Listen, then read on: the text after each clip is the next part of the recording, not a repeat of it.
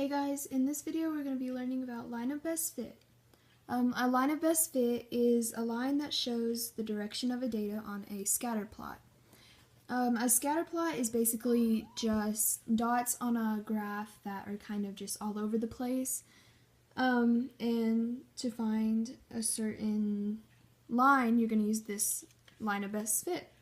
So there's three different kinds, and we're going to begin with the positive correlation.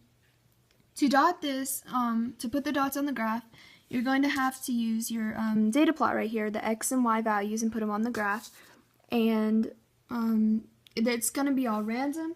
And you're going to try to find the line of best fit, like shown here, by keeping it close to the points or as in center of them as possible.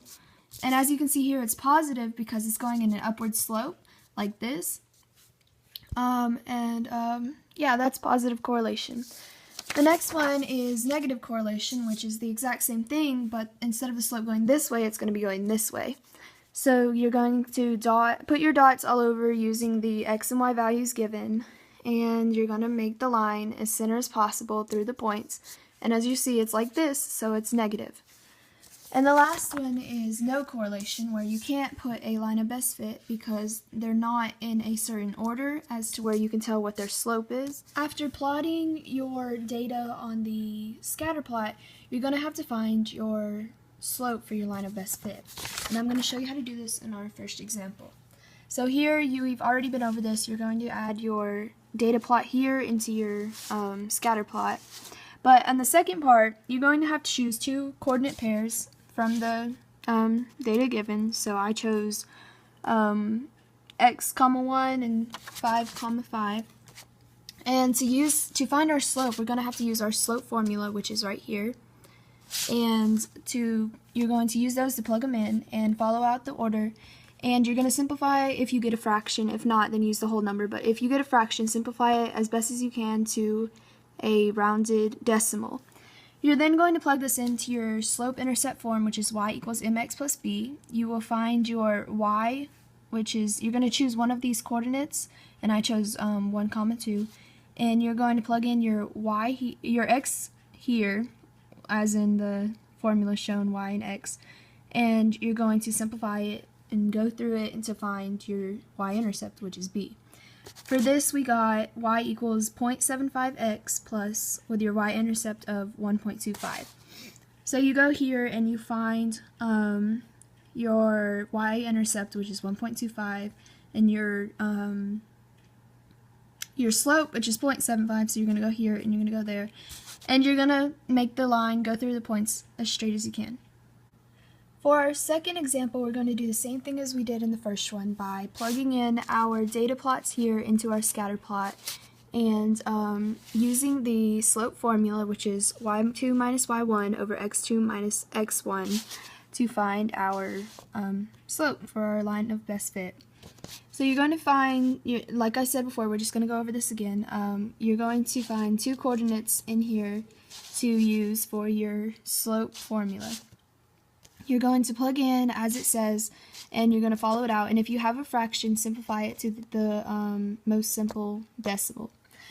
To plug into your y-intercept form, you're going to use your y. You're going to choose one coordinate and use the y and x to plug into here.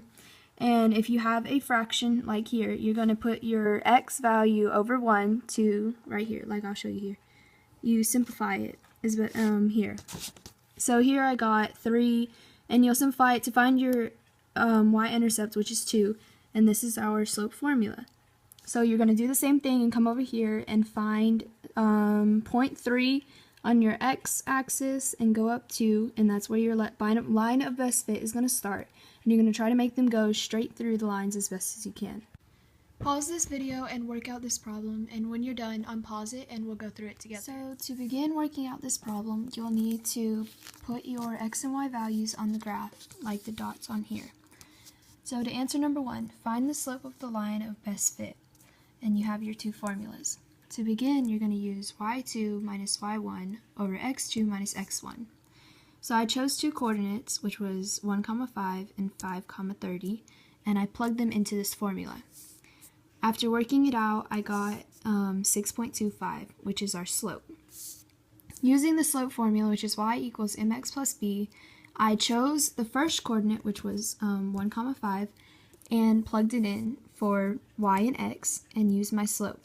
After working it out, I got the y-intercept of negative 1.25. So your answer should be y equals 6.25x minus 1.25. So for number 2, tell whether it has a positive, negative, or no correlation. It is a positive correlation because the slope is going upward rather than downward. So this is what your line should look like, and those should be your answers. Pause this part and work out the second example. For our last example, we're going to begin by plotting our x and y values on the scatter plot and answering number 1, which is, what is the equation of the line for the line of best fit? And we're going to begin by using the slope formula, which is y2 minus y1 over x2 minus x1. And I chose the two coordinates 3, 2 and 7, 3, and I plugged them into the formula, which gave me 0.25 for our slope. So I used that slope and I plugged it into the y equals mx plus b, and I used the coordinates 3, 2 for y and x in this. After solving it out and following the steps, I got the y-intercept of 1.25. So your equation should be y equals 0.25x plus 1.25. So that should be your final equation. And for number 2, it says tell whether it has a positive, negative, or no correlation. This one is positive correlation because, as you see, the slope goes upwards and not downwards, just like the last equation. So there's your answer. Hey, so for our second video, we're going to be talking about causation. Causation is when one event directly causes the other, such as if you were to hit your sister, she's going to cry. It's a direct effect. But on the other hand, we're going to briefly talk about correlation, which is any type of relationship. So there's a strong, weak, or negative, or positive, and those kind of go along with the line of best fit that we talked about earlier. We're not really going to address it, but I thought that y'all needed to know the difference between causation and correlation. So our examples for causation are pretty simple. For number 1, if you drive over a nail, your tires will pop. Well, this is a direct example because if you were to hit a nail, your tires are going to pop. It's just direct. And for number 2, after dropping your phone, the screen cracks. This is the same thing. This is also direct. When your phone, it doesn't go through any process. It's just as soon as it falls, it breaks. So these are examples of causation. Pause this video and go through these problems, and when you're done, we'll unpause it and we'll go through it together. So in this example, it asks, choose 2 problems that are an example of causation. Well, the first one is not a direct situation, so it's not number 1. Number 2 is you hit your little sister and she cries. We use this to see that it is direct because when you hit her, she immediately cries. Number 3, the miles driven and the amount of gas used. That is a direct problem. Sorry, that is a direct problem. So yes, that is causation. This one is as the temperature goes up, the ice cream sales go up. This is a relationship, but it's not direct. So it might be just a coincidence that the sales go up. So this is not causation. Pause this video and go through these problems. And when you're done, unpause it and we'll go through it together. So for the second example, it asks us to choose 2 problems that are an example of causation.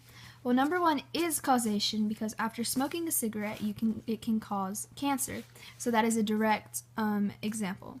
For number 2, it says the age of a child and his / her shoe size. Now, this is correlation because it's not always going to be that a 5-year-old, say, has the size 4 shoe size. So this is correlation because it's not direct. For number 3, the availability of handguns in a nation and that nation's homicide rate from the guns. This is also correlation because there's no way for you to prove that the number of handguns is going to cause the homicide rates. So this is not causation. For number 4, the number of homework assignments turned in and the person's grade. This is causation because it's direct. When you turn in homework, you get you get a better grade.